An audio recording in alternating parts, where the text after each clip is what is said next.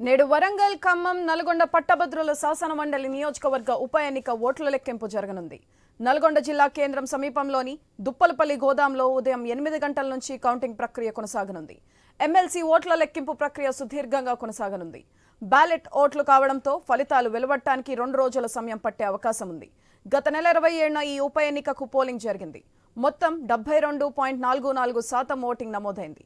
3 ఉమ్మడి జిల్లాల్లో 605 పోలింగ్ స్టేషన్లో నమోదైన ఓట్లను 3 విడతలుగా లెక్కించే విధంగా ఏర్పాట్లు చేస్తున్నారు. మొదటి ప్రాధాన్యత ఓట్లతో అభ్యర్థి గెలవకపోతే రెండో ప్రాధాన్యత ఓట్ల ద్వారా విజేతను ప్రకటిస్తారు. మొత్తం 96 టేబుళ్లపై ఓట్ల లెక్కింపును చేపడతారు. 3,36,013 ఓట్లను లెక్కించాల్సి ఉంటుంది. ఎన్నికల కౌంటింగ్ ప్రక్రియ కోసం 2,800 మంది అధికారులు, సిబ్బందిని నియమించారు. ఇందులో 1,100 మంది కౌంటింగ్ సూపర్వైజర్లతో పాటు కౌంటింగ్ అసిస్టెంట్లు, 37 మంది ఏఆర్ఓలు, 40 మంది తహసీల్దారులు నియమించారు. 12 జిల్లాల నుంచి మరో 300 మంది సిబ్బందిని కేటాయించారు. కౌంటింగ్ కేంద్రం వద్ద 144 సెక్షన్ అమలు చేయనున్నారు. కాంగ్రెస్ నుంచి తీన్మార్ మల్లన్న, బీఆర్ఎస్ నుంచి రాకేష్ రెడ్డి, బీజేపీ నుంచి ప్రేమేందర్ రెడ్డి పోటీ చేశారు.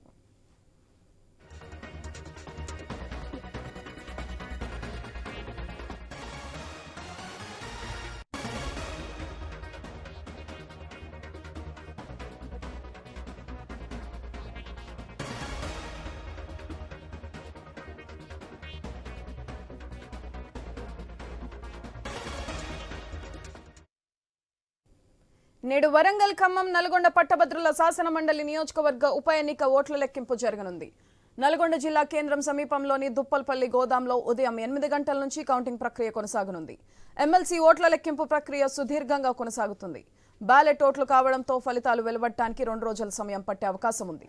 గత నెల 27న ఈ ఉప ఎన్నికకు పోలింగ్ జరిగింది. మొత్తం 72.44% ఓటింగ్ నమోదైంది. 3 ఉమ్మడి జిల్లాల్లో 605 పోలింగ్ స్టేషన్లో నమోదైన ఓట్లను 3 విడతలుగా లెక్కించే విధంగా ఏర్పాట్లు చేస్తున్నారు.